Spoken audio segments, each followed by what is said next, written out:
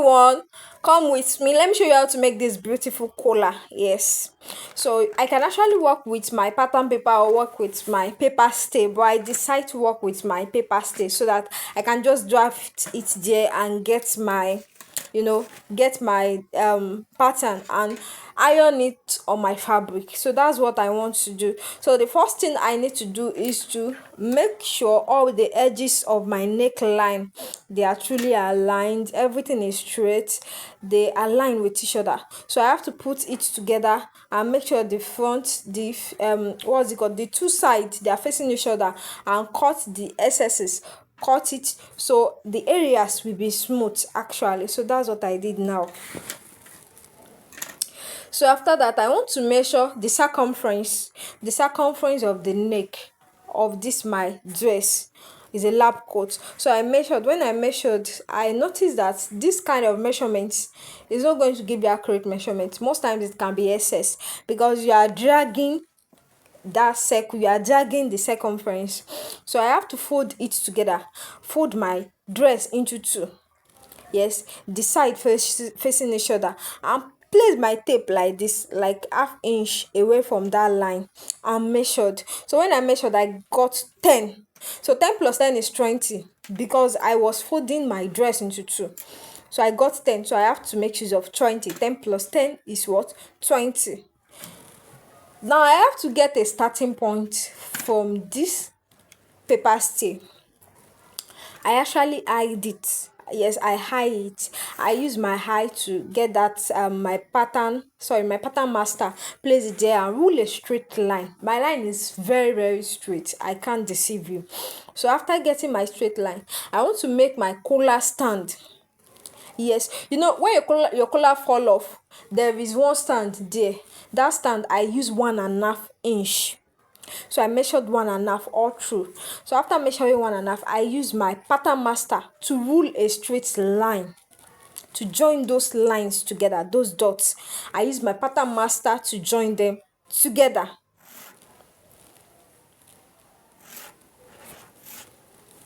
So after using my pattern master, I have to check again, maybe it's up to 20. So I mark that 20 and also use my pattern master to join it to that line. So I'm able to achieve a straight line, 1.5. So I folded it together, and I remember that I want to draft my collar stand and the upper collar together. So I have to cut out that edge that is not straight from my starting line. So I cut that out. After cutting that out, I have to fold my paper stay into two. So after folding my paper stay into two, from that point I marked 1 and 2 line from 1 inch and 2 line. So I curve it out. So I want to use my collar. So the upper collar, I use 2 inches. So I measured 2 inches. So from that point, I measured 1 because I want my collar to slant a bit. So I ruled that straight line. After ruling my straight line, I also need to rule that slant. I make a slant. Yes, I make a slant from that place that I mark. So this is my perfect draft. So from that point, I measured half from that midpoint and make that curve. I hope you are with me, my people. So I also measured from that edge of my collar stand. I measured half too and draft it. Just make it slant along that line. So I also remember my pattern master can do a great job with those curves. So I use it to make those curves out perfectly. I hope you can see. So look at how it is looking now. It's looking like a collar already. I hope you understand this. It's looking like a collar already. There is something about this learning process. You have to practice. Whether you have a work to do that has to do with collar or not, just get a paper. Practice on your own. If your paper is not long enough, use sellotape to tape those paper and practice at home. So next time you have a fabric or a dress that you want to use collar with, you can work with it. So now the next thing is to use my iron. Yes, remember this is a paper stay and a side of it has gum, like it can gum to your fabric. So I iron it with my fabric and look at it, it gums easily. So I need an interfacing, you know the meaning of interfacing, like I need another side of it. I need two. So one has stay, the other does not have stay. That's why you see that I folded it into two. So I want to cut it out now. I cut it out. So I cut it out just as I folded it. I hope we are getting. Don't worry, as I'm doing this work, you get to see it and you know what I actually did. And if you don't understand what I meant by facing, this is what I meant by facing. So I have another side of it. I have two of this collar stand. One has stay and the other does not have stay. And this upper collar too, I have to iron it on my fabric. So I also need to fold the fabric on it, so I'll be able to sew and turn it out. So I'll be able to sew it and turn it out. So I ironed it out. After ironing, I cut it out perfectly according to what I have on my pattern.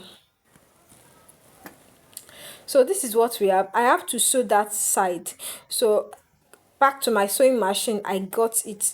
Then I have to use my scissors to bring out the edges. So after bringing out the edges, I use my iron. Yes, I use my iron. Don't mind this, my iron. Yes, this is an old iron I have at home before. So I have to start using it with gas because there's no light. They gave us light yesterday, but now there's no light. So I just have to make use of something. Now look at what I am doing.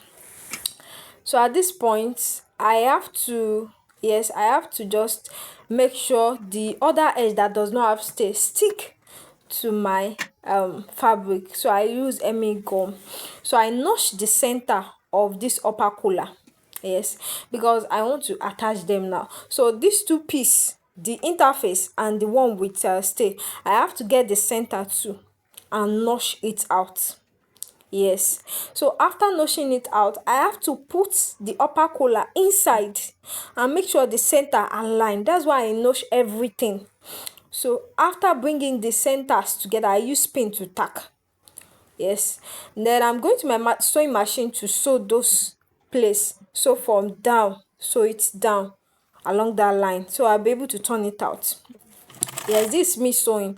Then after sewing, I have to, yes, I have to open up that space. I have to cover up that, I have to fold up the end, because I will actually fold it up so that I will have a sewing, I will have a neat finishing at the end of the day.